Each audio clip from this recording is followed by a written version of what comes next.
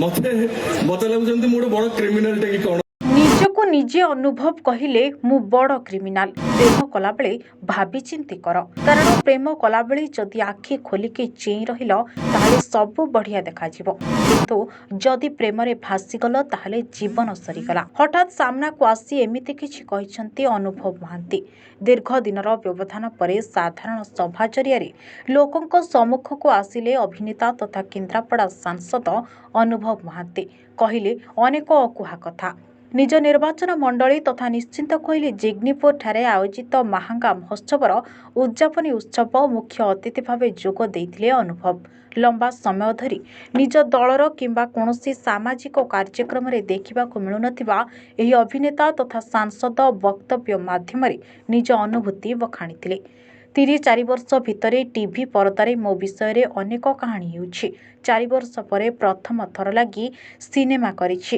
ମୋ ନିଜର ଜୀବନ ପୃଥିବୀଠୁ ସବୁଠାରୁ ବଡ଼ ସିନେମାଠାରୁ ବଦଳିଗଲାଣି। ମୋ ନିଜର ଜୀବନ ପୃଥିବୀର ସବୁଠାରୁ ବଡ଼ ସିନେମାଠାରୁ ବଦଳିଗଲାଣି। ମୋତେ ଲାଗୁଛି ମୁଁ ବୋଧେ ଗୋଟେ କ୍ରିମିନାଲ, କିନ୍ତୁ ମୁଁ ସେମିତି କିଛି କାମ କରିନାହିଁ କି କରିବି ନାହିଁ ବୋଲି ଅନୁଭବ କହିଛନ୍ତି, ଯାହାକୁ ନେଇ ବର୍ତ୍ତମାନ ଚର୍ଚ୍ଚା। ଏହା ସହିତ ପ୍ରେମକୁ ନେଇ ଉପସ୍ଥିତ ଯୁବପିଢ଼ିକୁ ନେଇ ନିଜର ଅନୁଭବର କଥା କହିଛନ୍ତି।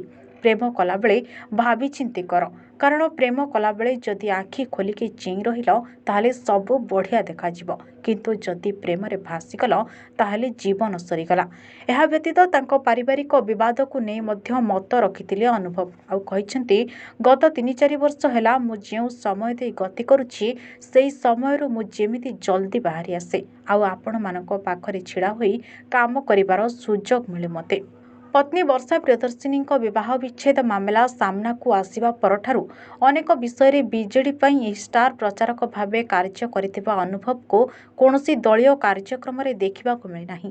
ଏପରିକି ନିଜ ନିର୍ବାଚନ ମଣ୍ଡଳୀର ବିଧାୟକଙ୍କ ସହ କୌଣସି ସାଧାରଣ ସଭାରେ ମଧ୍ୟ ତାଙ୍କୁ ଦେଖିବାକୁ ମିଳିନାହିଁ।